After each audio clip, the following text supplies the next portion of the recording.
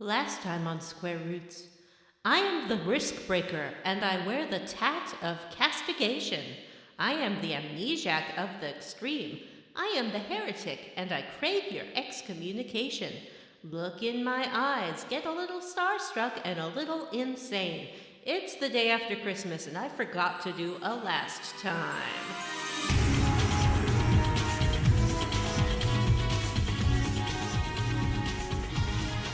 Hey everyone, and welcome to Square Roots, the classic RPG podcast. My name is Jim Banks. I'm joined by Matthew Van Zant. What? John Vagrant Brandon. You know, I was joking when I said Vanessa should use Let Your Bitch, the Janet Torturer song lyrics for her last time, but I think it really worked. A little bit. And Vanessa's here too. I'm Vanessa, and I'm here too. And this is a podcast where we play and talk about your favorite classic RPGs like Vagrant Story, which we're going to wrap up on this episode.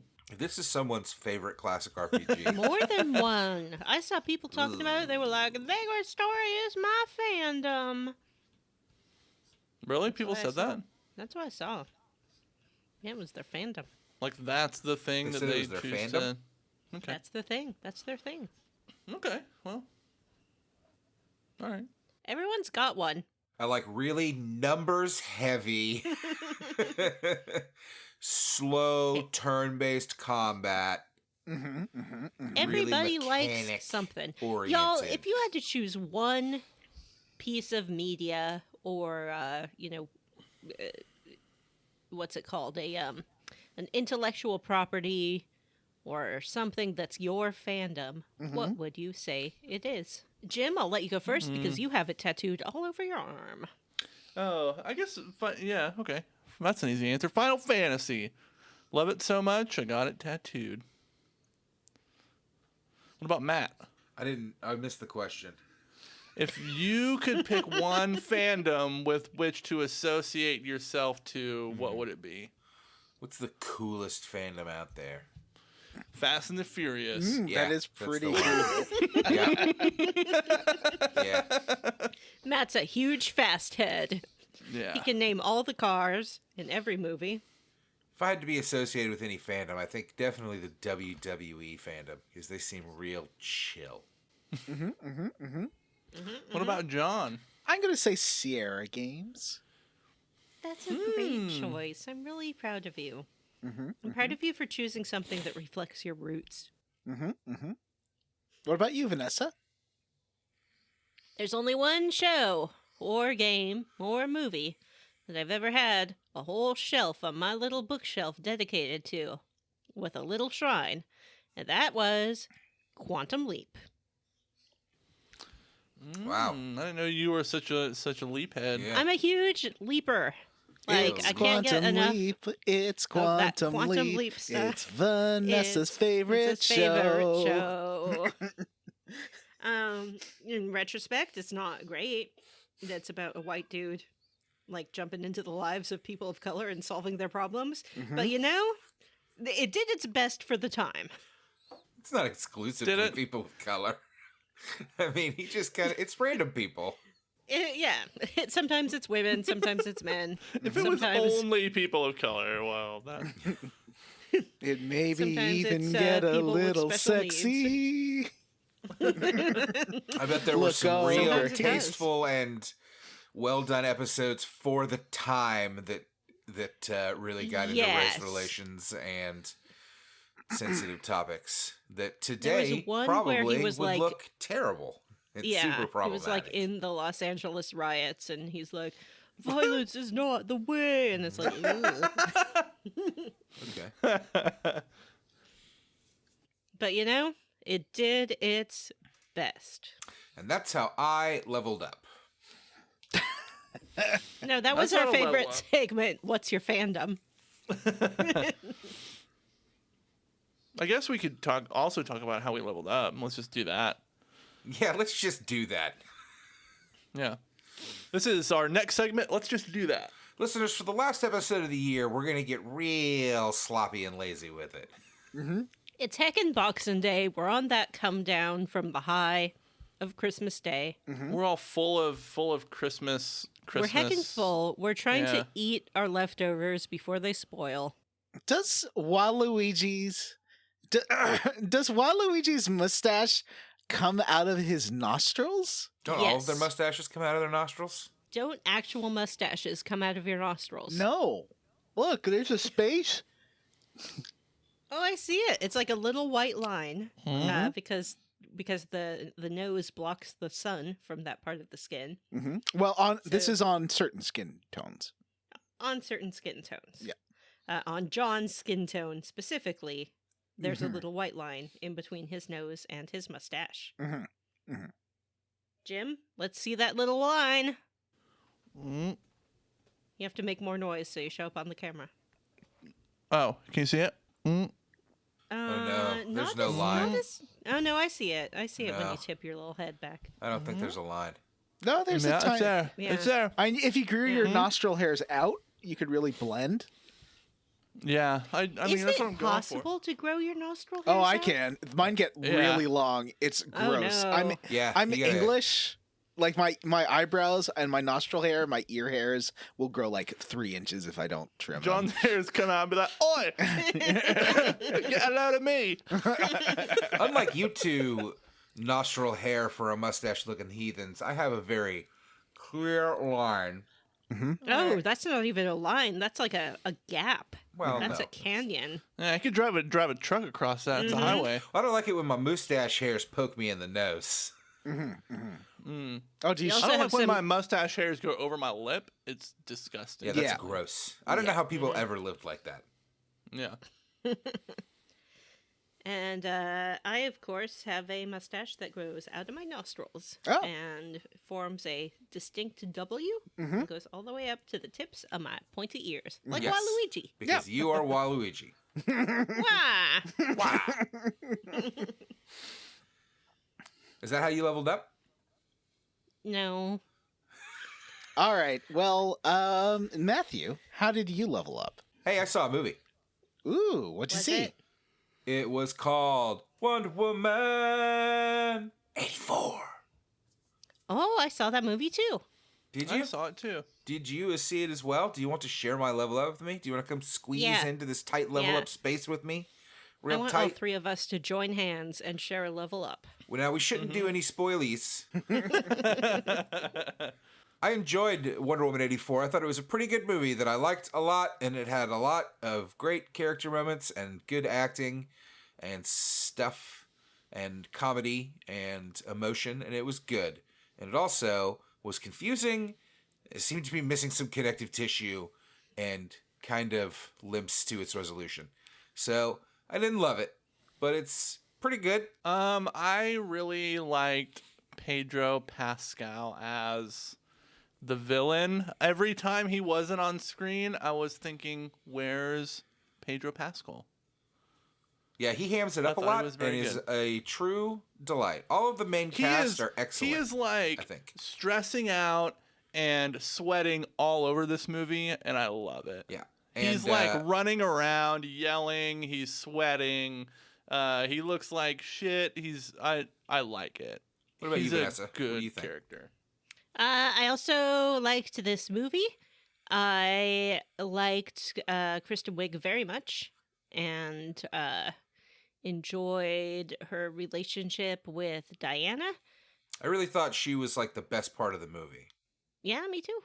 Except, I'm an infamous Chris Pine stan.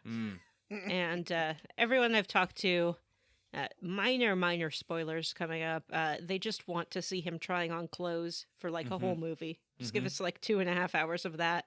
I'd watch it, you'd watch it. Everyone would watch that show. Like you, Matt, I thought that it dragged a little bit in the middle. I did think that there was some strange like instances of a lack of exposition where you kind of had to figure out what was Yeah. happening, which is unusual for a popcorn movie like that. I Like felt at like one there point- was too much. I like something like that usually, but I felt like there's way too much of it. In that myself and a lot of everybody else that I spoke with that watched it yesterday, which was like 5 other people, all had kind of the same complaint of like, why did that happen? And what was that tied to that? And a lot of stuff just Yeah. kind of didn't add up until you really sat down and went, I guess this and this makes sense. And Mm-hmm.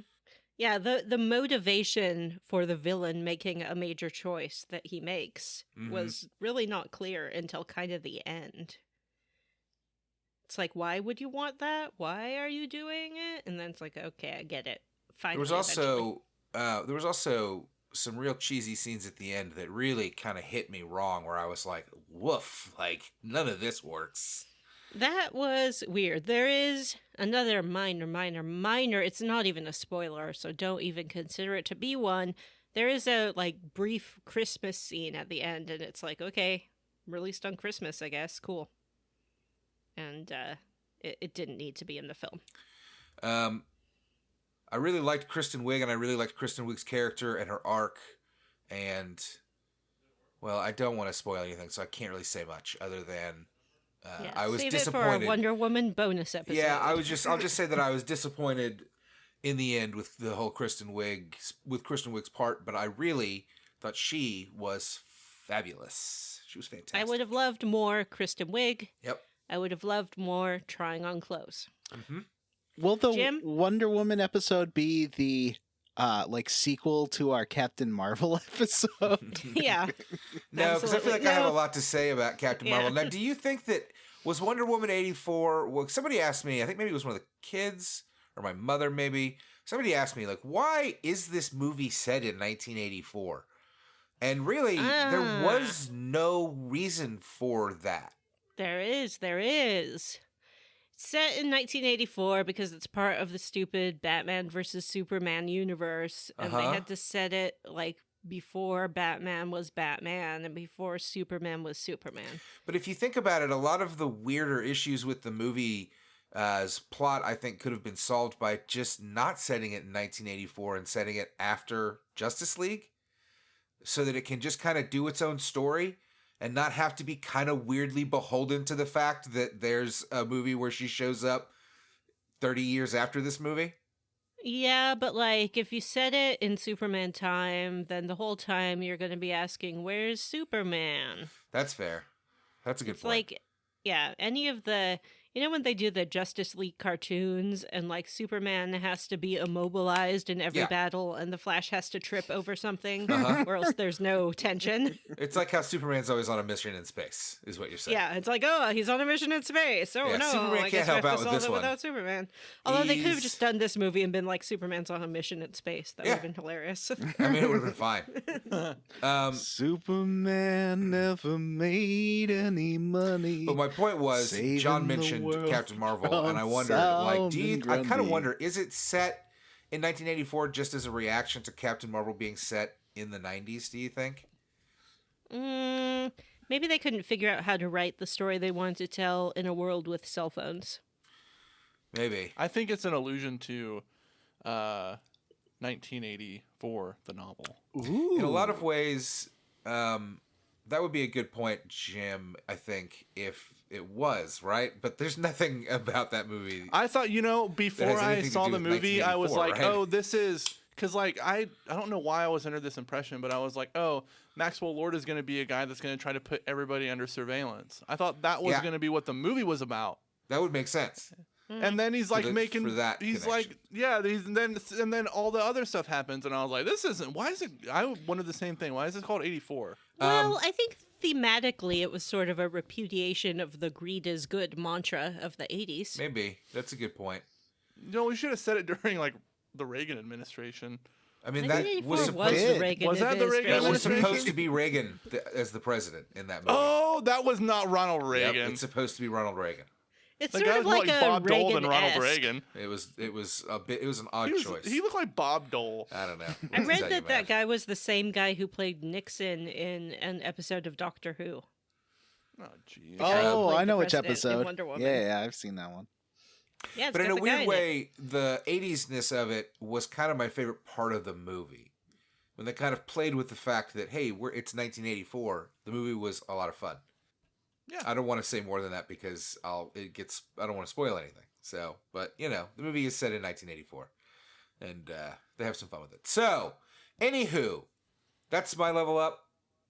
That's my level up. It's my All right. level up. All right. John, how did you level up? So I've been playing more. I don't think I've really talked about it on the podcast, but I've been playing more of Yakuza Like a Dragon, which is delightful. I think it is a very fun game.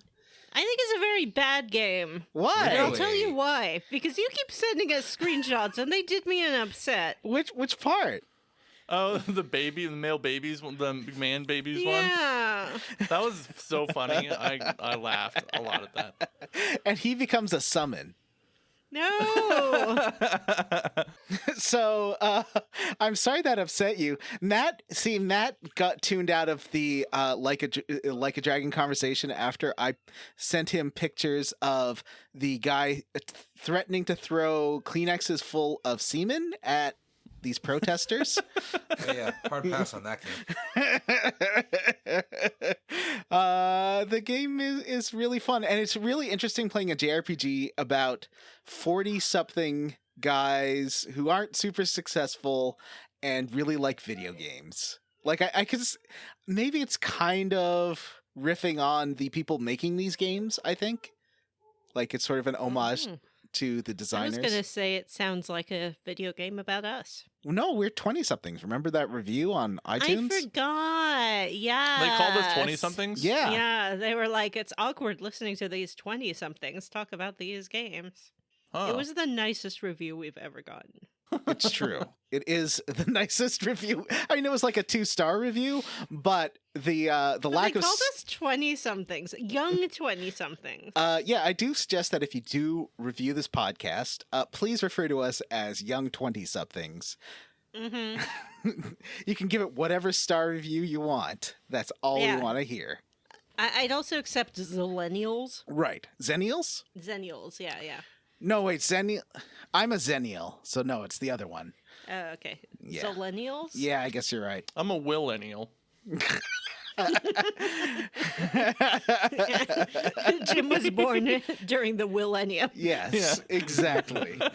I also have watched the last 2 episodes of Star Trek Discovery that were a 2-parter.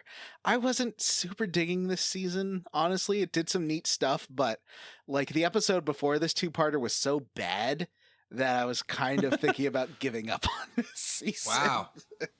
It was terrible. I've heard this season's really good. The last 2 episodes I loved. They were great. It features a callback to an original series episode. I won't say which or how, but it was very delightful. And it was a slight spoiler here, so fast forward 30 seconds. If you don't want to hear about, there is more mirror universe stuff, and that is my favorite part of Discovery. Is all the mirror universe stuff. Ooh, that's when Star Trek gets sexy. It sure does. The sexiest. So definitely I think there's one more episode of Discovery left for this season, so I'm kind of excited for that. Maybe 1 or 2. Star Trek Discovery. It's fun. Don't take it super seriously. It likes to have fun with the lore. Don't get mad about it on the internet. I also played Fallout 4 for a little bit to see it, because there's a mod you can download on consoles, which makes it on the Series X and Series S run at 60 frames per second. Vanessa, how did you level up? I already went, but thank you for asking again. Yesterday, as of the time of this recording, was Christmas Day. I had a nice Christmas with just my immediate household. I made some scallops for Christmas Eve dinner, and then Christmas dinner we had some ham. We watched Wonder Woman. We opened presents. It was very nice. Thank you for asking. Jim, how was your Christmas? It was good. Had some, got to spend a bunch of time with my daughter, which was super cool, and got her some really great gifts.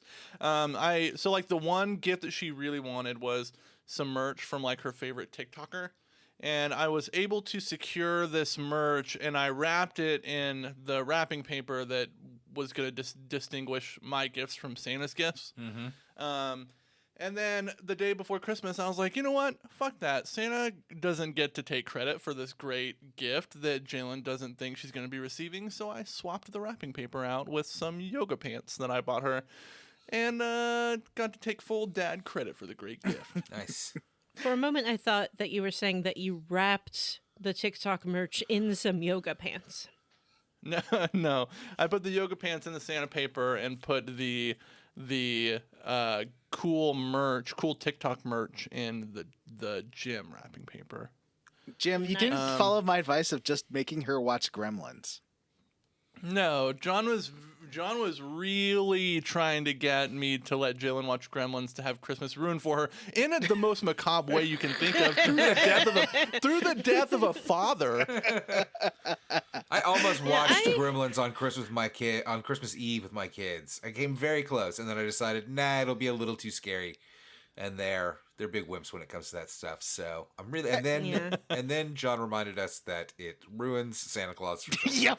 Well, yeah, you have the whole anecdote about Phoebe Cates' father dying and rotting in the chimney. Yeah, but look, like, movies aren't real, so you can just say, like, no, that's just the way it is in the Gremlin verse. In this world, Santa is fake, but gremlins are real. Yeah. And in our world, gremlins are fake, but Santa's real. Gremlins are fake? Jim, I have a question. I suspect of Jalen that she sort of knows, but she's doing the kid thing of, like, keeping the magic alive. I don't know. Her and her friend were on the phone on Christmas Eve, like, saying that there was one of their friends had posted on TikTok that Santa wasn't real, and they're like, oh man, what an idiot. they don't believe that Santa's real. And I was like, oh man.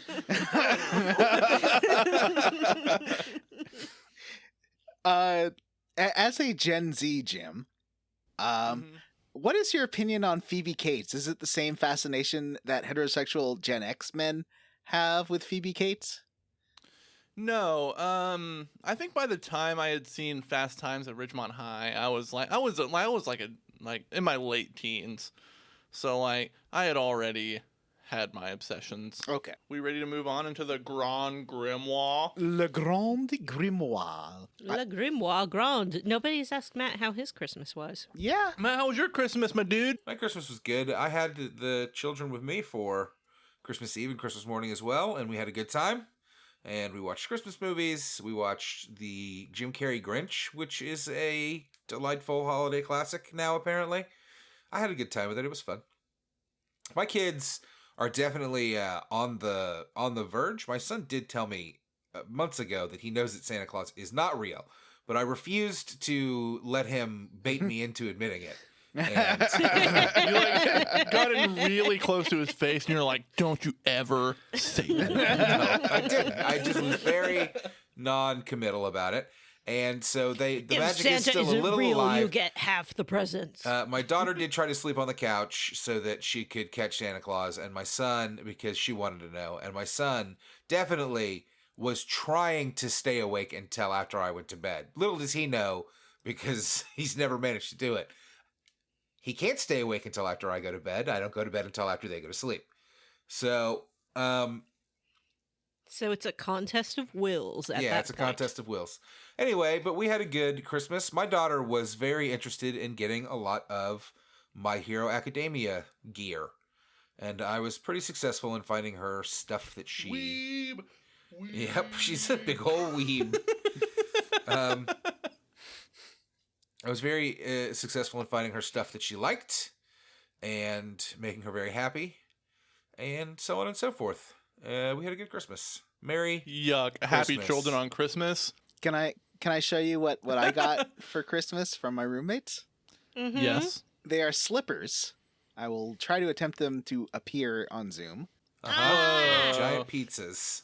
They look amazing. That's nice. Do you wear them crust forward or crust back? Oh no, it has to be crust back because the room in the slipper goes forward towards the point of the pizza.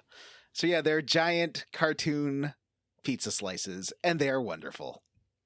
That sounds amazing. Anyway, is that it? Can we move on to We can. Yes, The the Muppet Grandma. Show. Previously on Vagrant Story, Rosencrantz is like, "Oh, I'm gonna come back and kill you now, Sydney. You're mine." And then Sydney's like, "Oh yeah, well, I won't kill you." Wink. But look over there, and then a statue kills Rosencrantz. That was pretty cool. That statue looked pretty neat. Sydney says Ashley might be able to save his wife and child. Spoiler alert. No. Plot point that never comes back. This never Yeah. comes back. And Ashley gets to the Grand Cathedral. Ooh. So at this point, you got some keys. You can now unlock doors around all of Leomond. There's some bonus bosses you can fight: the Wyvern Knight, the Iron Golem, and the big You bull. can do it. Minotaur. Remember, it's a moment of time. A Minotaur zombie. That was really close. Minotaur zombie. Minotaur. There Yeah, we go. you did it. How does What'd he... you call it? What'd you call it originally? Minotaur. That's fine. To get a chest key that unlocks all the bonus chests around Leomond, and so you get Yeah. some extra gems and stuff. And that's the side content. That takes about 3 hours to do. I don't know if it was worth it. I did it. Did you? Yeah. Wow. I mean, at this Did you point, get cool stuff in the chest? we've Yeah. basically, I think we've all come clean at this point with the fact that John's the only one left playing this game, right? Yeah. Well, Vanessa still won't confirm or deny it. I am sure that I confessed when we started this She did. show. Oh, I that's told right. a story about how I tried to buy it and I couldn't That's buy right, it because that's right. it was delisted from the store like the day I decided to buy it. That's what happened to me too. Yeah. That's what yeah. happened to you. Couldn't play it. Darn, got delisted. So the cathedral is a collection of harder versions of previous bosses that unlock. This logged on forever. Yep. That It's like boss after boss, and then every time you beat a boss, you see like a 5-minute animation of this stone moving. I like the one where you beat the boss and then suddenly like 50 stones are all moving at different speeds, and you're like, Yeah, oh. there's two that are just like slamming into each other. I'm Yep. like, what are they doing? Let me tell you, Vanessa, that jumping part sucks. It I sucks, believe it. Vanessa. It sucks. I believe it. I believe it. Yeah, so you got all that. Let's go through the bosses. Okay. Number 1. Mega Water Elemental Marid, who wears a pointy straw hat. I thought that he had like a fishing cage on his head. Oh, is that okay? You know what? that on a was my fishing cage? interpretation. Yeah, like Yeah. a crab cage. Yeah. Okay. Like a fish trap. Yeah. All He right, had like fins on the back of his legs and the fish trap on his head. that makes sense. Number 2. The Mega Fire Elemental Ifrit. I thought Ifrit at first had like a big blob of flesh as a lower half, which very much resembled a testicle, but I think it was supposed to be billowy pants. Yeah, I think it is Billowy Pants. Number 3. Number 3, Iron Crab. It's crab. It's another crab. That's a big crab. Not a problem. Crab. Number 4. You can have Also in lots these more. cutscenes, like, and you'll look around all this cathedral. There's all these statues that carry this weirdly shaped weapon that looks like the Bloodsin tattoo. And just remember that. This comes back later. Oh, okay. Okay, I'm gonna. Yeah, that's committed to memory. Good. Yeah. Good. It's Bloodsin locked in my tattoo. mind palace forever. Okay, number 4. Minotaur. Number 4. Air Elemental Jin, who I has like this guy. He was like, ooh. very shapely thighs and big hair. I like that the Jin was kind of genderqueer in a neat way, like sort of androgynous, but like strong and shapely. You know, John, these was notes would be a lot worried. better if you had put pictures in for each of these monsters. Oh, Just remember what they looked like from your playthrough. yeah. Oh, yeah, that's what I'll do. Sorry, Matt. I didn't I'm make just kidding, good enough John. notes. Yeah, do better, man. Come on.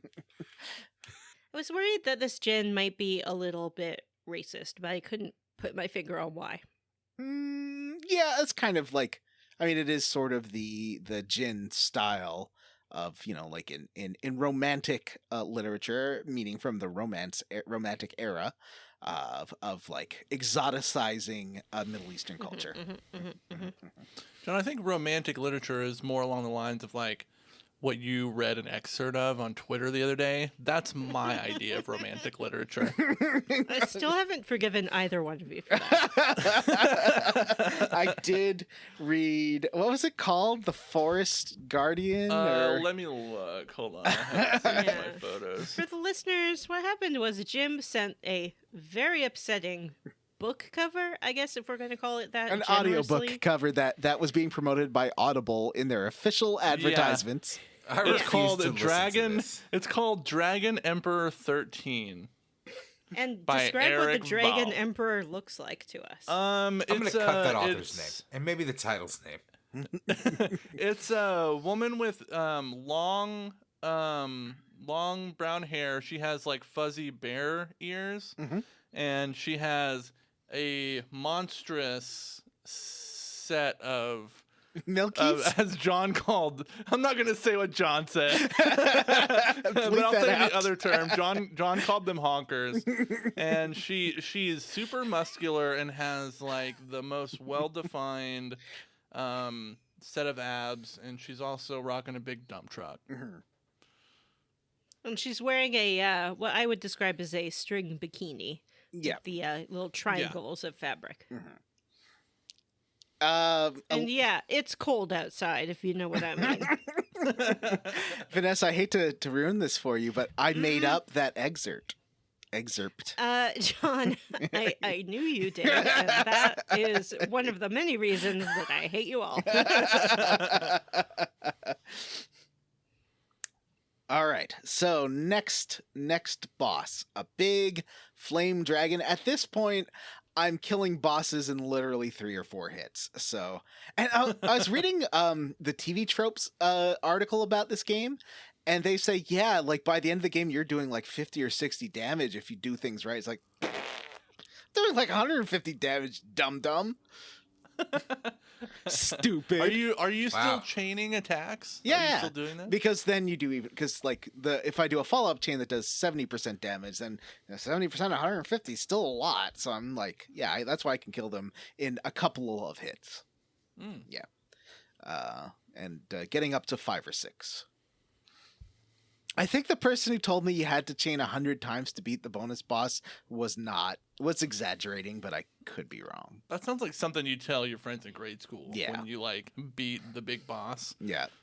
You gotta chain him 100 times, man. Yeah, my You uncle probably works at can't Nintendo. You probably can't do it, but I did it. Yeah. All right. Then there's a really long block puzzle, like a really long block puzzle, and like the blocks have numbers over them showing the number of times they can be rotated, and they Oh my God. it's just and there's like 5 different types of blocks. Oh, Ew. it's not great. Vanessa, prompt me for the next boss. It's boss number 6. Number 6.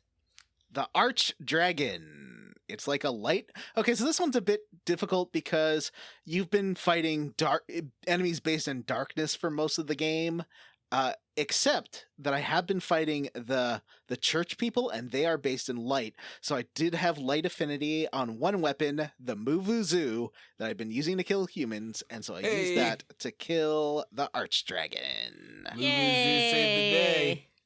Yep. Number 7. Dao, the Earth Elemental, who is a big tubby beardo who likes to bounce around the room like a super ball. That sounds fun. He does. But he bounces too hard. Mm-hmm. He does explode after he goes boing, boing, boing. So this is like 5 hours of the game with no story or cutscenes. This is just going through, fighting bosses, and unlocking bonus stuff. But Cool. finally, after all this, you get your first cutscene, and let me tell you, worth the wait. Yeah, it's a doozy. Tell me a story, John. Tell me what Okay. happens. And also So- remind me who everyone is.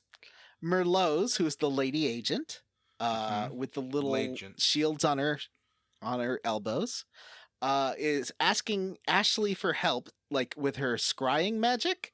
And he's like, "Where are you?" And then he like points up above. Yeah. He just literally says above. Yeah. Not upstairs, not in the tower. Above. Sydney takes I once again, I know I said this like 3 times now. I love how when people in cutscenes enter a room via Cloudstone because it's real dumb. It's very silly looking. So Sydney comes in via Cloudstone on the wounded Hardin. Hardin is the second in command, Matt. The one He that doesn't come in on Hardin. He just comes across him. yeah He was Yeah. Sydney's buddy. Sydney's second in buddy. command? Vanessa boyfriend. Although, did you decide on Hardin or Rosencrantz? Well, I decided on Rosencrantz, and then he immediately died. So I guess I'll decide on Hardin now. Who definitely is good going to idea. live through this. He's probably gonna Hardin survive. is very hurt. Yeah, He's there with his best friend, Little Lord Fancy Boy. And Romeo. Yeah, Little Lord Fancy Boy Joshua is there, and Romeo. Mhm. You know how I yelled at Matt last episode about Little Lord Fancy Boy and the ghost being the same person? Mhm. The game remember is that. trying to make you think that. In Mhm. my defense, that's what the game wants you to assume, but it isn't. Matt was right. It is a third boy. Yeah, but Matt was insisting that it was this other boy, who Oh, it is right. also not. Yeah, it's not No, I was Margot, just saying. for No, that's sure. not true. I was just saying. It's just like it's a ghost boy. It was a different boy. That's what I said. Okay. Well, you were right. But they look pretty identical. Yeah. Oh, Matt was right. I mean, Yeah. broken clock, you know? Yep. Wow. Jeez. And Romeo is there too. Just as a reminder, Romeo is the Eminem looking one who does run is like the in command of the Yeah. church's You remember military, him the as Crimson Guildenstern, which is what I Blades. believe we've referred to him as this entire series. Right? But Guildenstern is someone else entirely. No. Wait, no, he is Romeo Guildenstern. Matt's right. Oh. You're thinking of Oh. Rosencrantz. Broken clock, huh, Vanessa? Oh, no. Yeah, Romeo is the guy with the bowl cut who slaps his girlfriend around. No. Well, no, What? he doesn't have. No? He has the Eminem haircut. He has the Eminem Bowl haircut. cut was Dwayne. Yeah. Oh, okay. It is kind of a bowl cut, actually. I don't disagree with Vanessa. No, Dwayne had more of a bowl cut. Yeah, though, he you're did, Right. but- Yeah. Dwayne had the. And Dwayne is dead? Yeah, Dwayne's super dead. He's gone. He Okay. was only in the first, like. Wayne died at the beginning. He kind of had that fashionable 2000 haircut that, like, George Clooney had, where it's, like, going down a little bit over your forehead. No. Oh, I know what you're talking about. Yeah. Where it's like it's kind of evenly cut. Guildenstern kind of just backs has into that your upper bleach part of your blonde forehead. Eminem thing going on. That's Yeah. Oh, But yeah, it's yeah, going yeah. down over his forehead. Oh, yeah. I know what you mean. Yeah. Yeah. Yeah. Yeah. The only yeah. guys I knew that Yeah. had hair like that were ones where it was really coming back. It was really starting to creep back, and they were like, "Ugh, I'll comb it all forward. Nobody will notice." Yeah. it off, See, my know? hair, like, did not bald in that way where I could have done a comb over, which is fine. I think it's good in the long run. But like, I lost hair on one side of my head and then the other. It was really weird. Cool. Yeah. Anyway. Cool, says Jim with his lustrous 3-inch, like, hair up that he has. What's that called? Pompadour? That's longer than 3 inches, buddy. It's kind of a 3-inch pompadour. Yeah, it's kind of a pompadour. So Hardin is upset about the tattoo being the key because that means Sydney had been lying to him this whole time about searching for the key. And kind of Sydney hadn't been honest about his contact with the Duke. And Yeah. yeah. Because Hardin thought they were working against the Duke. Yeah, but they were actually totally doing what the Duke wanted to do the whole time. What? But like, what does Hardin think that they're doing? Like, I think he thinks they're going to control Leomon for the cult's purposes and control it themselves. I forgot about the cult being. a Yeah. thing. So Hardin was doing it thinking that they were revolutionaries, but they weren't super doing that. I mean, they kind of were, but not the way that Sydney was. Yeah, because the Duke is like the 1%. Yeah, exactly. And this is all about saving the Duke's soul. kind of. But that's not the only thing. Sydney's also trying to do the right thing because it's a whole thing. We'll get into it. We're going to get into it in like 20 minutes. It's going to be a thing. So It's gonna be a whole thing. Yeah, stand by for getting into it. Yeah. Sydney apologizes to Hardin. At this point, Sydney's kind of he's nicer. He was really like evil at the beginning of the game, and now he's like, oh, I'm sorry about that, buddy. You know, like I was trying to be friends and I said it'd be cool, but I did kind of have to lie to you to get. Yeah, he stopped like trying to mind control Hardin all the time, for one. Yeah. And he's not like making weird, cryptic, sort of evil sounding proclamations all the time. Not like, you cannot destroy me. I am Sydney. Mm-hmm. And he's already dead. Whoa. There's stuff in, I think, the manual of the game that explains what Sydney's deal is. Oh, cool. That's a great place to put it. and Sydney and his Duke uncle are linked via dark magic. They're both undead and immortal. Yeah, Sydney refers to his undeath, doesn't he? Yeah, Sydney is undead, Yeah. and so is the Duke. That's why they both live so long. Wait, I thought the Duke was dying, though. Like, he's in his wasn't. final hours. Everybody says that. Yeah. They say it every, like, 20 minutes. He wasn't dying out of any disease. He's faking it. What he does at the end of the game kills him. But we'll get into that. Oh. But we'll get there. Yeah, we'll get there. So Romeo wants to know what the Phantom Soul is. This is something we've heard about before, and it's the other element of doing the magic thing. I thought the blood sin was the other element. Well, I thought so too, but apparently there's another thing, the Phantom Soul. Romeo tries to do magic to control Sydney, but he kind of bounces back from that with like a great like head turn to smile. I liked that a lot. And then Sydney accuses Romeo of wanting to become a martyr for his religion. But Romeo's like, not religion, Sydney.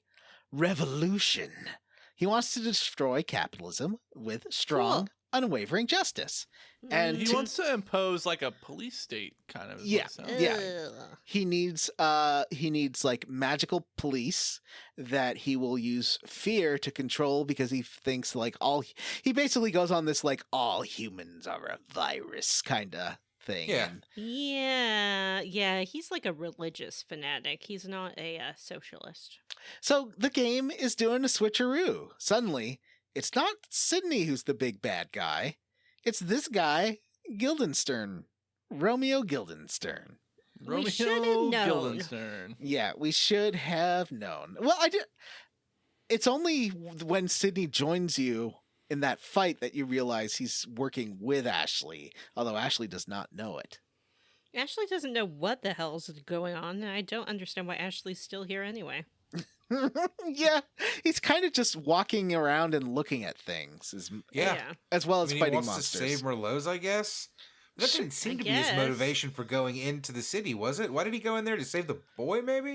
I think he was trying to hunt down Sydney. Yeah, he was trying to assassinate Sydney and Crimson. I think, and Romeo. So, and Sydney's like, "Hey, it sucks that you don't care about human lives," and Romeo's all, "The rotting branch must be pruned." Oh, can I say this? Can I say this? The next and part? then Sydney is all like, "A tyrant always dies alone, Guildenstern. Surrounded by silver-tongued leeches, he is utterly alone. He sows sorrow and reaps death." Whoa, Vanessa, I said we're not doing current politics on this podcast. Hey! Do-do-do! Hong Kong. Take Uh, that, Boris. So at this point, I was like, even though Ashley's the one who's fighting all these monsters don't seem to matter. And the only person that's really having a heroic arc is Sydney? Is he the main character? Yeah, I think we're finally introduced to the main character of this game, which is Sydney. Yeah. Oh. Well, that's cool. Sydney does then say, "In my dreams, I see an evil tyrant's hands which would choke the world, and he is the only one blind to his folly." And Oh, wow. Romeo's like, "Well, if you're not going to make me like King of the Dark, then I'm going to sow retribution from your flesh if you don't help." And Yeah. Merlot's, I guess she's getting like scrying into that. I think she only knows this because of her magics, but she's like, yeah, she's like, you have to have a good soul to be the one who's doing whatever the shit we're all talking about here. If it's not good, it will be a disaster because darkness can't control the darkness or something. Yeah, darkness thinks it can control the darkness, but it totally can't. Yeah, and then Samantha shows up in the weirdest way. Samantha is the girl in the schoolgirl skirt. The tartan miniskirt. And yeah, so Matt is proud of me for not calling it a kilt. Yep. I am. She does pop up on a balcony, dramatically posing, and is like, "Sydney!" And Sydney just like waves his force power at her and knocks her down. And it's like, so anyway. Yeah, I know. So Hardin realizes the Duke is Sydney's father, and that's who he's been working for this whole time. Duh. I remember at the Dun-dun. very beginning of the game, the Duke was like, "I don't care about anyone except my son." Yep. And I assumed he was talking about little fancy boy, but it turns out he was talking about Sydney. Well, because he like turns and looks at the painting of him with a boy, and then you see a boy The who little looks just fancy like boy. that. Yeah. Yeah. But what is the Duke trying to do? We'll get there. Ah, we'll get there. Yeah. Ah, jeez. It's gonna be a whole thing. Yeah, and then Sydney is like to Hardin and Merlot's and Fancy Boy. He's like, "Are you ready to fly?" And they're like, "No." And he casts his flying spell anyway. Yeah, that's pretty neat. I like that. He's like, yeah, they're safe now. Don't worry about them. It's like, "Wings of the dove, wind of change, fly, my friend, so far away." What a beautiful spell, Sydney. Yeah. So Romeo's like, "All right, then I'm gonna take your tattoo now." Yeah. He like stabs Sydney and he's like, "Yep, get ready for some flaying. Cause it ain't staying on you." Yep, Mhm. carves that piece of skin right off of his back. It's Pretty gross. gross. Yeah. Yep. And attaches it to his own back. Yep. Yeah, somehow. I don't know if he just sticks it on there with like viscera Or magic. or magic, It's like I guess. it's really Yeah. it's like that edgelord Joker from a few years ago where he like cut his face Oh, off I and sewed it back on remember. upside down. That shit was the worst. Ah, that was so dumb. Ugh. Is that in a comic or real life? No, That- yeah, real life. That's no. still- Life. I'm fairly certain that's still like current continuity too. What the Joker did in real life. Um, no, it was in the comics. Okay. I did think They Joker. sort of did it on Gotham as well. Oh. Of So- course they did. One more boss. Last elemental, a dark one named Nightmare with a like it keeps like blobbing, like the whole body sort of pulses in a weird way that I like. Has a yin yang mask and it's super shiny and metallic. I like the look of this boss too. It's fine. It's no fishnet guy. To No. You do talk kill about him? that Joker.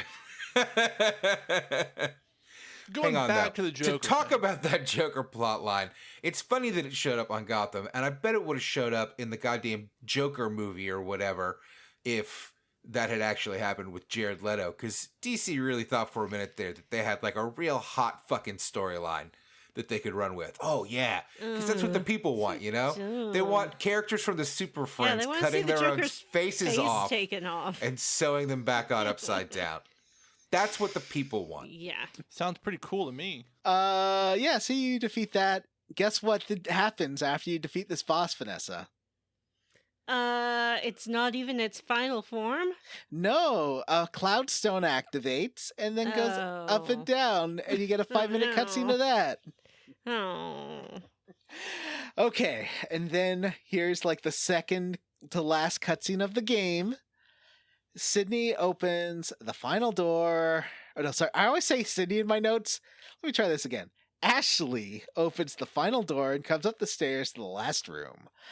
The roof has a mural of the blood scene, and he walks up the stairs, and the tile floor, the blood scene is there, surrounded by candles. And I love, like, it's this super cinematic angle with, like, silly PS1 sprites in it for the candles. I loved it, though. I think it's really charming. It's like a Minecraft. It was all right. It was grand. Mm-hmm. It kind of seemed like they had better graphics just for the one little entry bit into this hall. Yeah. Sometimes this game looks great. And I think it always looks interesting, even though it's doing what it can with the limitations of the platform. Sydney is bleeding, because he did get stabbed a bit. He says, "You're late, Risk Breaker." He sent Merlot's to a safe place, and she will escape unharmed along with Hardin and the kid. Ashley cradles a wounded Sydney Vanessa kept sending us screenshots of these moments, and then commenting on the homoeroticism of It's this. so romantic.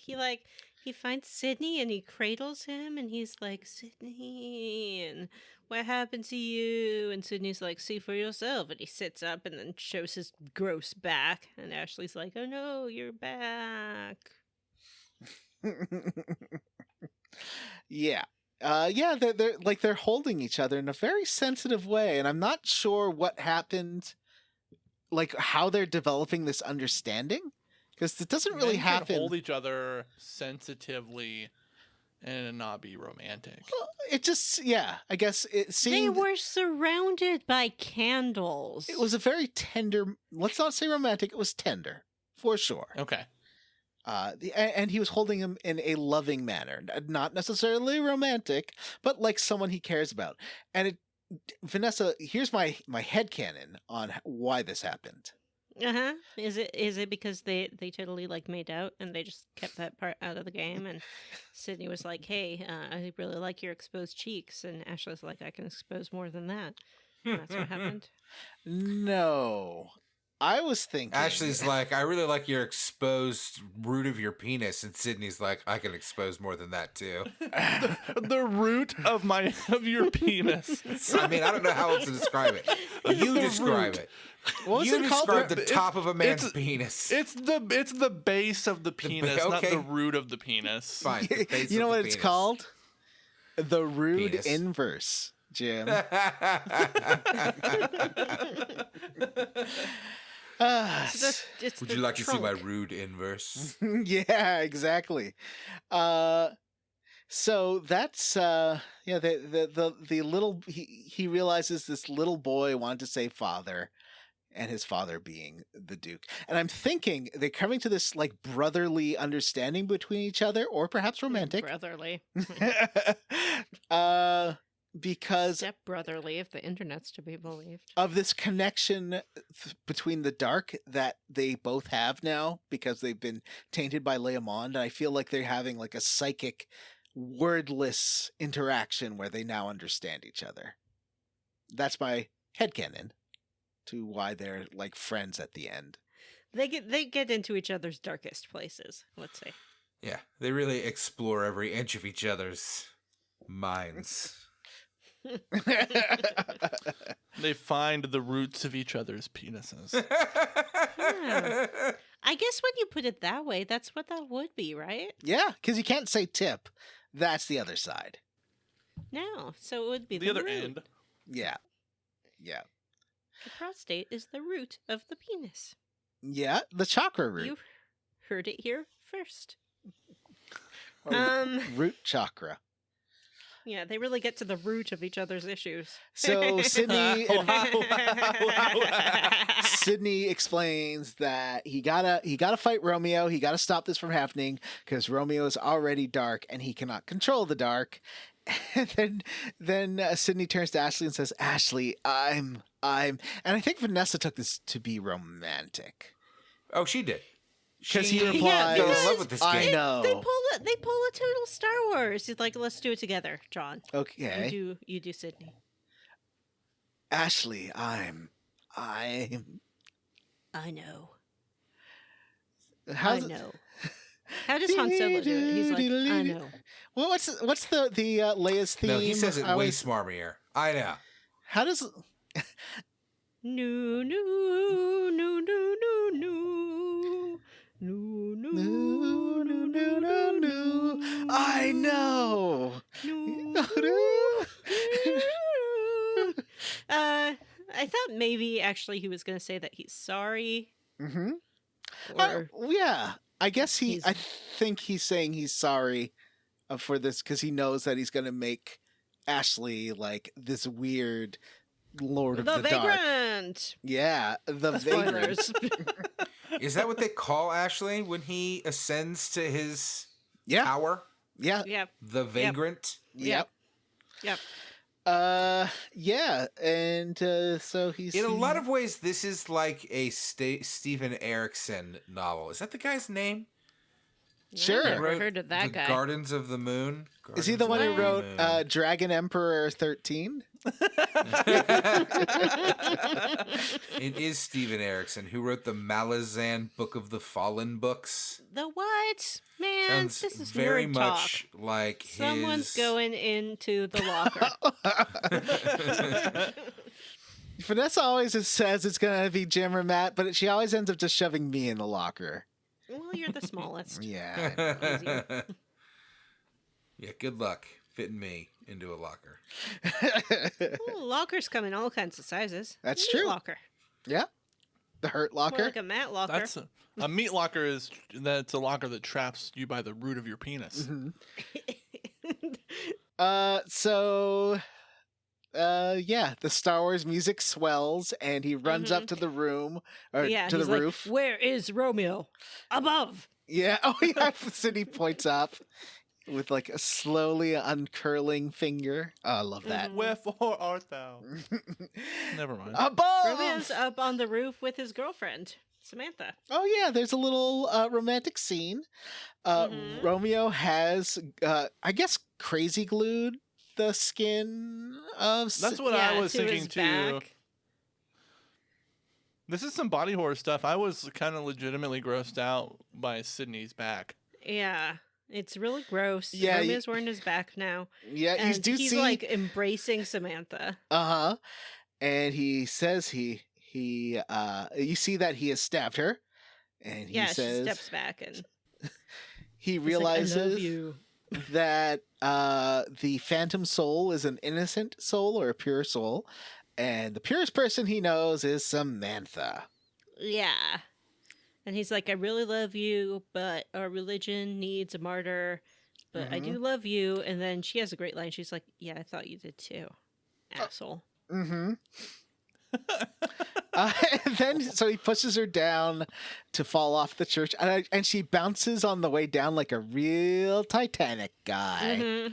Yep. And then just into the darkness, right over the edge. Mm-hmm. Then he gets his like JRPG form, which is exciting. Yeah, he gets. Yeah, he looks like Sephiroth at the end of Final Fantasy VII. Well, this is Form 1, so he just Oh. got like deep gray. He got deep gray skin, and that sword Yeah. that you saw in all those statues, he's got it now. And It's he got real big. It's like a Dark Souls kind of thing. and he has no pupils like Annie from the old comics. Mm-hmm.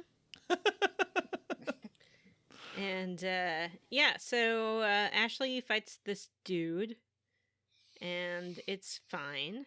Mm-hmm. And then Ashley opens like the void or something. Right? Yeah, He gets lightninged. He somehow goes to heaven. He does get lightninged. He does go to the void. It's like white, like the Matrix. And Ashley's like, I don't know if I killed my wife or not, but I gotta get out of here. Old Ashley and new Ashley are there. Like old, like fantasy Ashley who had the kid and the wife. And Ashley's like, it doesn't really matter if you were real or not. I still have to move on, and I can't live in the past, man. Mm-hmm. And without a foothold in the past, we cannot walk to the future. And he's Wow. back in Punisher Park. The kid named Marco is there, and Tia.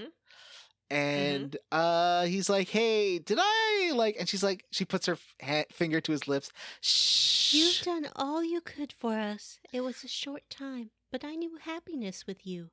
You gave me a lifetime full of love. And this statement works for both. Like, it could be the short time that he imagined this past, and it like somehow helped their spirits, or the short time that they were married because they got murdered.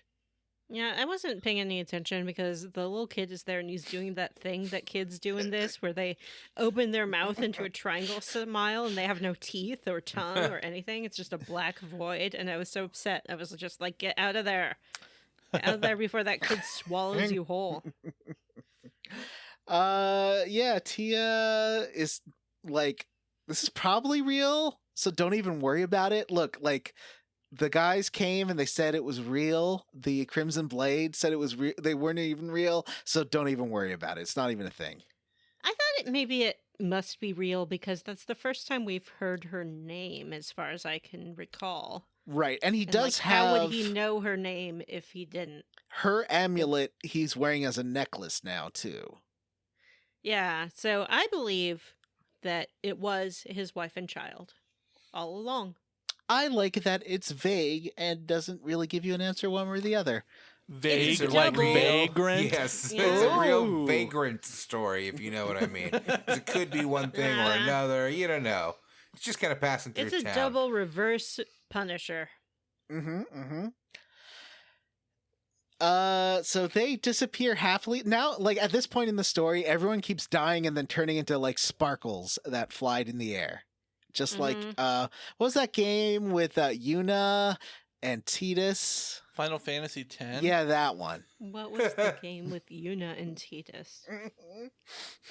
RPG experts. The Square Roots podcast. And, Or yeah, that thing that I shall not mention because it makes John big sad. Puff the Magic Dragon? No, like the end of a particular thing. Oh, yeah, that don't get it. That's sad, too. Oof. Yeah, make John big sad. Yeah. The police said not to worry. I don't know what this line is. It's like they're not even It's real, Vanessa. fine. It's fine. They weren't even like real people, kind of. The police said it was fine. Right. The cops came. They said it's They said fine. it was fine. They said Nobody don't worry has to about worry it. about it at all. So that's Right, well. that's where I think this ending is going. It's fine. It's fine. But we are fools because, of course, the last form that we saw Romeo in was not even his final form. It's like the Rood inverse version of Romeo. Romeo is like slicey diced up now, and his bits are like stacked on top of each other like a Wait, snowman. what do you mean by bits? You know, his bits, his human bits, is like Like you know, limbs. Oh, like so not his his genitals. torso, his trunk. I mean, they might be appendages. in there too. I don't know. But you know, like when Olaf walks, like his midsection kind of comes apart. But and then Romeo's a bounces together again. person. Not anymore, man. Oh, Romeo's no. ascended. Let's get a real Oh. good look. Yeah, I think it is time for us to look at one last model in the game. Okay. The Rood inverse Romeo. He used to be my Romeo. Bah, bah. John, I didn't Let's fight this see boss, so that you're gonna have to find the picture Romeo. because I'm not sure which one of these is him. Well, That's that's his like That's penultimate. his first. Oh, okay. Yeah. Here we go. That's his last form. We didn't really did we describe his penultimate form? Yeah. Yeah. Like gray and he Yeah. has red eyes. yeah. Yeah. So Except for here- all he has thigh high boots on, and that's it. That's Well, it. we didn't talk about that. It was too. Yeah, we didn't talk. Upsetting. He was shirtless, and he did get into like these. That's not shirtless. He's clothless, other than a pair of thigh high boots. Yeah, but they cover his dick. His Do sword they? is the sword version of the cross joint from Pineapple Express. I haven't seen Pineapple Express, Oh. These boots come up to his thighs. and they're made for walking. They're cool. He just doesn't have a penis, is the Oh, thing. you're right. You're Yeah. right. Yeah, sorry. He has it. He's just tucked. He's Ken doll. Yeah, yeah, he could be tucking there. So Okay, so I found a picture that sort of illustrates that in his final form, his pelvic area is just kind of cut away. Oh dear, that's a link, not a photo. We'll click on it. It's not matter. okay, I'm clicking on it. Redirect notice. Oh, it's loading. Oh, geez. Where Oh, are we no, going? Vanessa. Where's Vanessa sending us? Vanessa, can you like just take a screenshot yeah, of I'm doing it? it now. Hang on. Hold on to Is your that what you meant? dang horses. Yes. Yeah, so Yes. yeah, Oh, there it is. his arms are sort of like cut into pieces, but they're magically being held together. And then his pelvic area, like a big slice of that, is cut out. Ow! Yeah. Right So through just- the dick. Yeah, it just floats over. Look, you his can see leg. the little tip. Got him by the root of his penis. You can Well, see the no, little this, you tip can of his see in the last penis. picture he doesn't have a dick. He's a Ken doll. Oh, that's true. He was tucking. Oh, If he was tucking, wouldn't there be like some part of it flapping in this form? There's just nothing yeah, there. you could still see the. Yeah, there's nothing there. It's true. so he's like part of this giant Rood inverse, but then also he's kind of shaped like a Rood inverse at the same time, where you got like little pointies on his shoulders and his arms are going down like the other points. He's got a point on his head like a big mohawk. That's the fifth point of the Rood inverse. What are you talking about? A root inverse? The blood sin, the Okay. that logo-y thing, and the Well, shape of those that's- thank you. swords. All right. Yeah. So last boss fight, this one's because yeah, I didn't even mention the first boss fight was pretty easy. Like the second time, I had to try this 3 times because Is that full nude version? the boots version was pretty easy, but this final form with 2-winged angel, big Rood inverse, bloodsin shaped silver guy cut into pieces. He is the last resort. And Yeah, he kind of turns into like an angel monster. It's weird, but I guess it's pretty classic Final Fantasy to be like, by the way, the last boss is some sort of god. yeah, exactly. This is a How does- very JRPG final boss. How does he become this? I don't understand. He became that Myself into pieces. This is my last resort. by sacrificing Samantha and getting the tattoo. He can channel the dark and become like the avatar of dark, but he can't control it. And That's right, so he kills Samantha. yeah. And so then he got like lots of crazy attacks, but there's something we haven't even talked about. Another system in the game is the break arts, which is a magic that's related to whatever type of weapon you have, and there's different kinds, and as you level up experience with that weapon, you unlock more break arts. So I had a sword and I had break arts for it, and it was 12. I had to hit him with 12 of these, and they had like a 60% success rate. Vanessa's like eyeing the locker next. Why is there a locker next to me, Vanessa? When did you install these in our recording room? Let's go. Heave. Oh. No, I just want to finish this. So All right.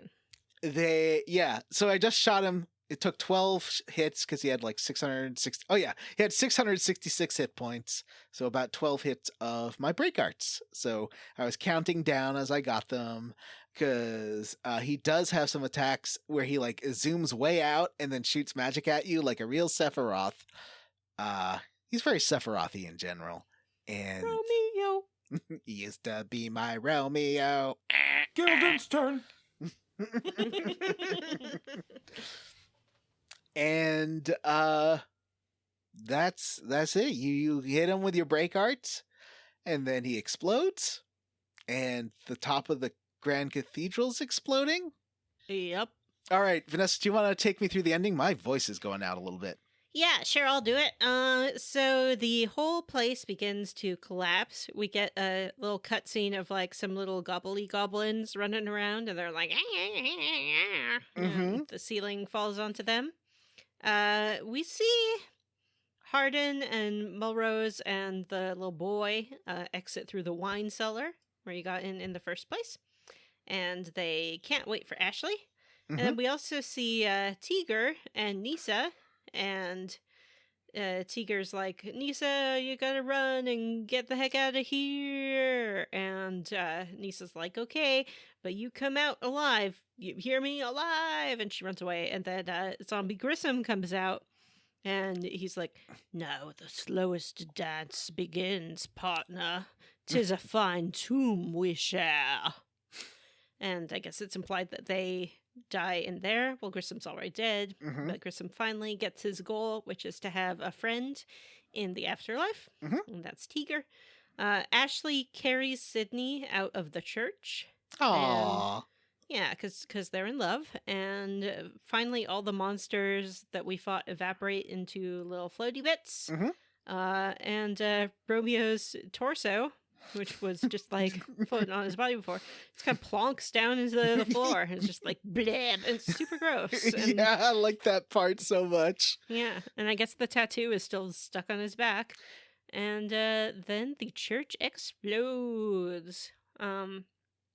So then we're cut to Melrose, and she's watching the city explode, and then little fancy boy runs over and is like tugging on her sleeve, Mhm. and brings her over to Hardin. Hardin is dying, and little fancy boy's like, oh, but Hardin's like, no, it's okay. And boy's like, go. Mhm. And that's his first words ever. And Hardin is like, oh, I'm happy to hear your voice. And I'm sorry for what I did to you, what with kidnapping you and everything. And this little boy just has Stockholm Syndrome or whatever. And Hardin disappears, and Joshua is embraced by Merlot's, and the sun rises. Aw. Smash cut to 1 week later. Oh, at the Duke's place? Yeah, it's at the Duke's place. It's at the Duke's secondary residence in the Greylands, we are told. The Duke's in bed, and then Ashley walks in the door, and the Duke is like, hello, Sydney. Because it's not Ashley, it's Sydney. I don't know why Sydney looked like Ashley at first. It's super weird. Anyway, he's like, Sydney, my good boy son, I wasn't much of a father to you, and I'm sorry, but you did such a good job of destroying this city so that maybe my soul can be saved by this one great act that I have done, which I haven't actually done anything. It was just you. And he's like, sorry, I was a bad dad. I give you a hug, and also now I am going to stab you. Which he does. And Cool. Sydney disappears, and I guess that also, because they're somehow linked, kills the Duke. Yeah. What exactly is the relation? I mean, I know that they're father and son, but like, how did they become undead? There was some. This was before the start of the game. There's some kind of dark magic that the Duke had access to, and he linked their lives in order to make them immortal. And that's why Sydney could get shot at the beginning of the game and suffer no damage. And I think this in turn seems to indicate the Duke is faking. Well, he's not faking his own death because he's about to die, but he didn't have to. He's just doing this to make his death look natural. So he was like pretending to be sick. Yeah. Yeah. And then you get this great thing where it like cuts to black, and you see like a servant saying, oh no, the Duke fell. Get some water. It's like, that's not going to do any good. What are you talking about, water? But he's dead. So then we have the realization that the little boy in the Duke's painting was Sydney all along, which we've covered.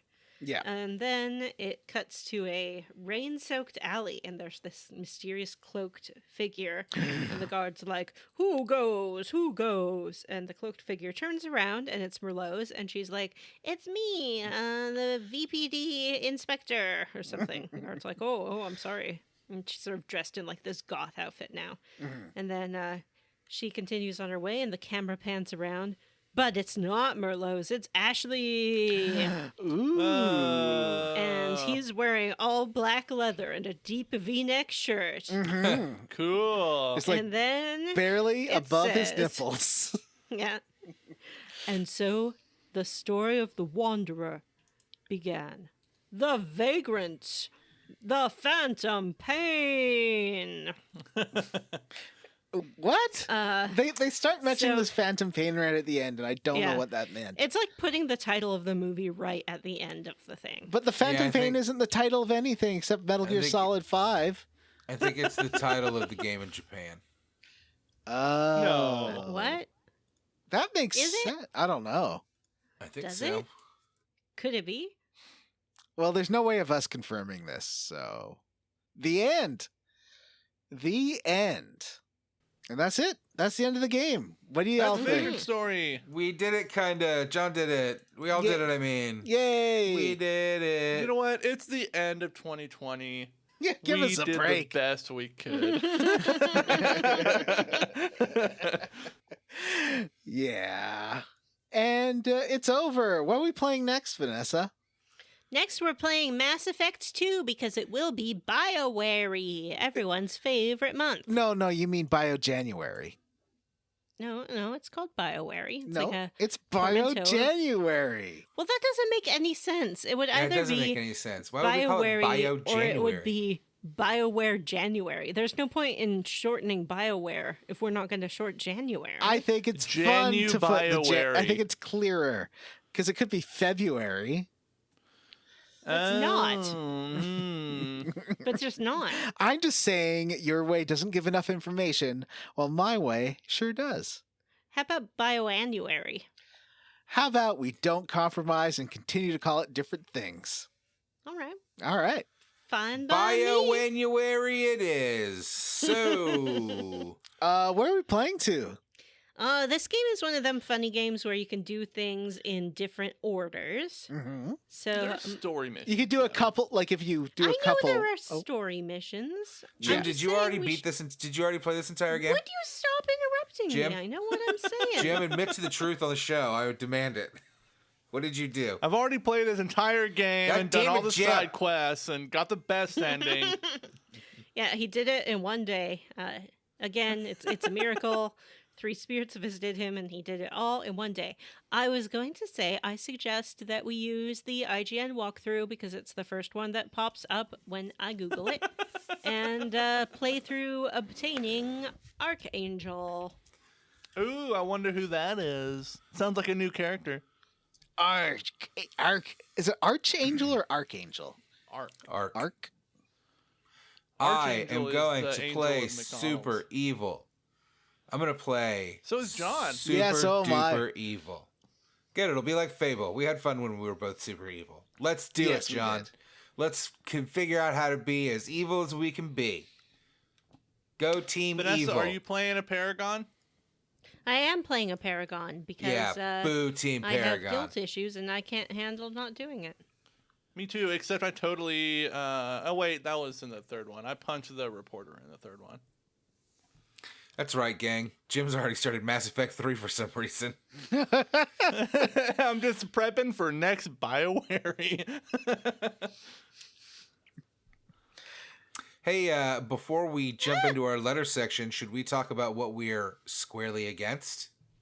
Sure. Okay. I'm going to go first. Yeah, you are. So I don't think I'm qualified to judge this game based on the gameplay because I experienced so little of it. But I will say of the story presentation and the art style and the plot, I'm going to say I'm roundly for this game. I'm sure that if I played it, I would have a different opinion. But from what I saw and what I experienced through YouTube and John's notes, I'm into it. Roundly for. What about you, John? Well, I've done my squarely against a roundly for in the form of a letter. Oh, right. A letter Yeah. to Vagrant Story. Okay. Dear Vagrant Story, you know I care deeply for you. Even if I had a hard time with you when we first met 20 years ago, I still loved your style, your cutscenes, and your super queer character designs. But I can't forget the things you've done. Your controls, with 3 separate ways to bring up a useless first-person camera. Your need to dive through layers and layers of menus to constantly rearrange your weapons and armor and gems between enemies. Your Diablo-style loot mechanics with a tiny inventory and a storage crate that takes a whole minute to open and close, and also if you press the wrong button it forgets all your work. and also your isometric jumping puzzles, and also Drumping? your isometric jumping puzzles, and also Drumping. so many box puzzles, and also suddenly doing no damage against an enemy and having absolutely no idea why, and the game won't tell you, and it's just going to let you fail until you figure it out because it's done explaining things.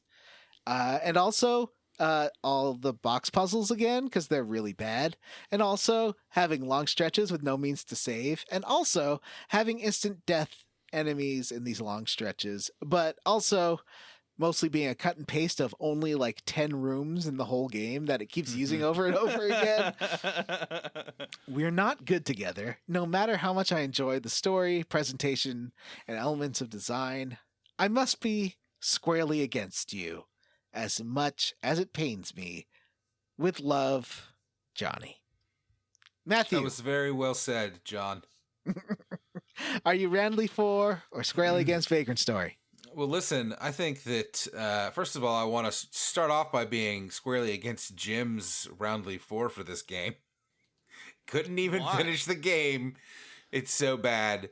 And I think that we all just have to admit it. It is definitely a game that I'm squarely against.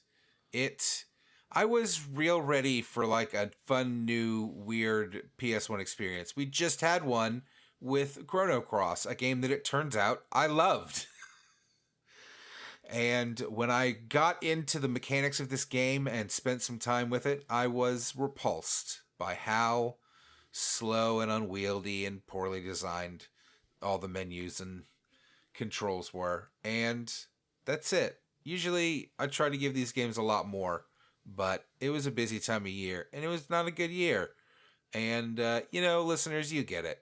It's the end of 2020. So squarely against this game, roundly for Mass Effect 2 coming up in the new year. Vanessa. Yeah. Are you squarely against Mass Effect 2? No. Of course not. Vagrant Story. Oh, no, I'm roundly for Vagrant Story. It was funds out, buns out, and this guy waved around his dick the whole time. It's a very good game. So much for the squarely against segment. We actually don't have any emails. I got confused about John's email. So, Yeah. No emails Jim, this week. you should plug our Patreon, our YouTube streams.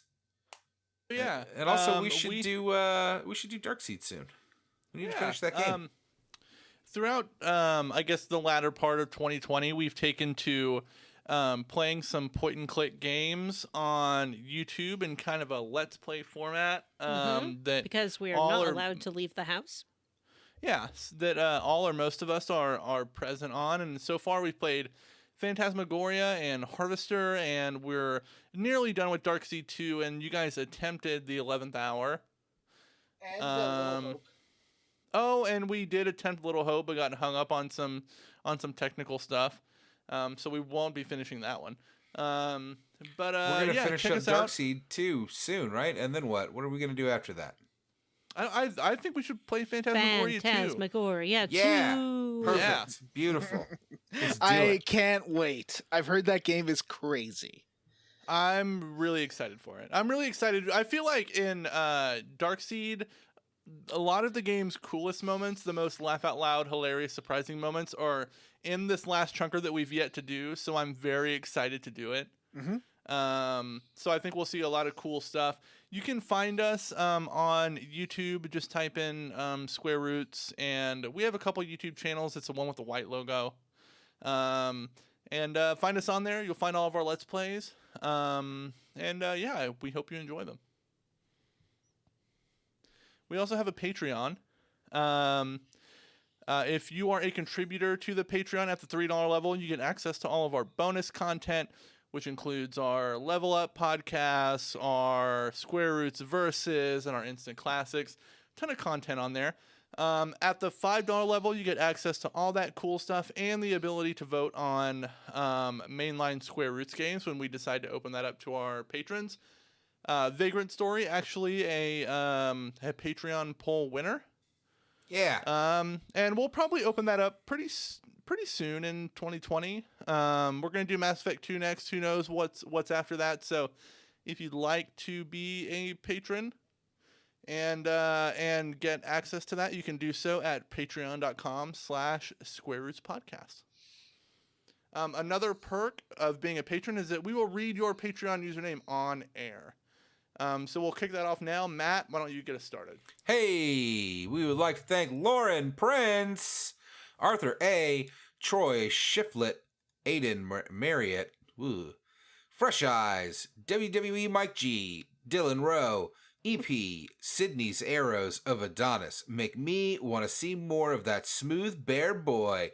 It's getting PlayStation hot in here. So hot! Aaron J.L. O'Toole, Eyes of the Shifter, Cassandra, Sing the Hamster Dance song. No. Joshua W. Roxon, TJ Miller's Horny Grandma impersonation. Jason Timms, It's Peanut Butter Jelly Time, Peanut Butter Jelly Time. Dan, Fable is great, but so is Threads of Fate. Play it in 2021, or the Cuzzle, blah, blah, blah, blah, blah, blah. That one's long. Soy Soda Bob. Vanessa's lurking desire to see Smash Mouth live again. Hales. Tracy. William Westgard. Insert clever name here. Wedgecoon. Ethan G. Pearson. Mostly rational person. Chief Hazard built a goo teen that has the hungies for Billwinwares. Jeez. Garbage Orphan World Savers LLC. Christopher Highness, Saving Sid, Jordan McNeil, Sean, still just Ashley's proudly exposed badonkadonk. Vanessa's Gold, Taco Bell, PS5. And I would like to thank Grayson and L'Oreal of the Claire, Ari Copavara, Andrew Leinart, Robert J. Defendi, You Make Silk Sad, Sexy Grandma's Boy Toy Is, Grey Code, Isaac Wright, Justin Rash, Matthew Newland, Andrew Jokic, Listen Up Scoot Stains, Chris Wilder, Joshua Bennett, Hexagon, Armin Hammer, Hudson Roth, Andy Smith, Vanessa's mother's brother's nephew's cousin's former roommate, Amanda Douglas, Christian Go, Sergeant Spaghetti, Chris Ryan, Kevin Walter, Matthew Casterline, Adam Zimmerman, Robot in Greece, Stephen Paget, Paul Bursch, Alex Dullard, Cake Ninja, Joseph, Wash in the Wind, Andy M., and Nofford. George Brady, Michael Crawford, Vanessa's fourth mom, Where's My Present, Mom? Christmas has come and gone. Jameson, Oh My God, What Is This Game? Mary, Queen of Scoffs, to Jethro, Ron, Sean Gonzalez, Jared Collins, Dr. Fine, Say Everyone's Name, Happy Holidays from To Bumpkins. Now let's bailiwick that galt. More Lappity More, please. She's a darling. Lappity More. Oh, you. Andy Best, Citrusy, Gage La Charité, Chris Penyak, PJ Ends, Huxley Iguana, Hat Ben, the Ben with the hat, Sean Walsh, Vanessa's Holiday Cheese Plate Fund. Friends, this year it was limited to just our households here, so the cheese plate was reduced but present. Had a truffle brie, that's a brie with some truffle mushrooms in there. Had a goat cheese crusted with cranberries, like dried cranberries, very good. And we had the cheese ball. Don't overlook a classic cheese ball. It may seem like it's stuck in the 60s, but you can put just about anything you want in there and it's delicious. Are you mad that the word cheese ball now means like what would you call that? Like cloying, like a goofy fool. Yeah. What is a cheese ball? I don't know. Did you ask if I'm mad about that? Yeah, Jim, are you mad about that? Why would I be mad about that? Jim's mad about you. The show. He loves it. That's a good show, though. Man, in like the 90s, when I was like, I don't know, baby. Is that the one with Helen Hunt? Yeah. Yeah. And Helen Hunt and Paul Reiser. Reiser. Paul Reiser, yeah. Living in Manhattan in like the dream life. Yeah. Nice apartment. They had a dog. Got that It was cool amazing. uncle that pops by? That's right. Florian Jonas Kramer, the RPG Luminary, Ryan Miller, Nick, Eric Garby, Vanessa's Bathroom Cactuar. Vanessa's mom says John is right. No more politics. # Black Lives Matter. That does sound like something my mom might say. Jake Dickerson, David Green, Ashley Tees, Juicy Dumper, Chili's Baby Back Luigi, Nathan Poirot, and Eddie Oh no. Okay, I would like to thank Megan Sullivan, Jonathan Ellsworth, Samu Mitchell. Play Final Fantasy VIII. It is your fate. Get it? F8. Fate. I get it. Fate. Aaron Bachman, Wonder Swan, Metal Gear Solid 1 in 2021. Robert, Pullum. Miguel Torres, I challenge the other Tracy to a duel to the pain. Race Jenkins, Cameron Shoei, Cyril the Wolf. Thou hast obtained a patron name, Robert T. Tom, Ross Hartley, Tyler Petty, Justin Ham, Bree Girth, Devin Sloan. I am Homer. Oh, God. This is long. Son of Fergus, third on line, conqueror of Nashville and Franklin, born in the Columbian District. Brian Pitt, Ward Childress, the ghost of Johnny's murdered fable husbands. I'm Commander Shepard, and Tali Zora, Vas Nima, and Garrus Varkarian are my favorite companions on the Citadel. Boring. Matt Jorgensen, Mom's Vanessa. Is that like Mom's Spaghetti? And Stu Skeel. All right, everybody, that's it for this episode of Square Roots. If you'd like to send us an email and have it read on the air, you can do so. We are squarerootspodcast@gmail.com. Come see us at our Facebook group, the Square Roots Podcast Group, for smart, cool, very attractive people. Or you can tweet at us. We are at Square Roots Pod. Please rate, review, and subscribe on iTunes or wherever you listen to podcasts, man. It's all cool. That's real stoner talk from Man. John. John is cool John now. This really turned into an episode of Pineapple Express. And now we're at Fast Times at Ridgemont High. John's the Sean Penn character. Oh, man. Anyways, for Square Roots, I'm Jim Banks. I'm Matthew Van Zant. I'm Johnny Brandon, dude. And I'm Vanessa, and I'd like to wish all of our listeners a very happy New Year. Bye.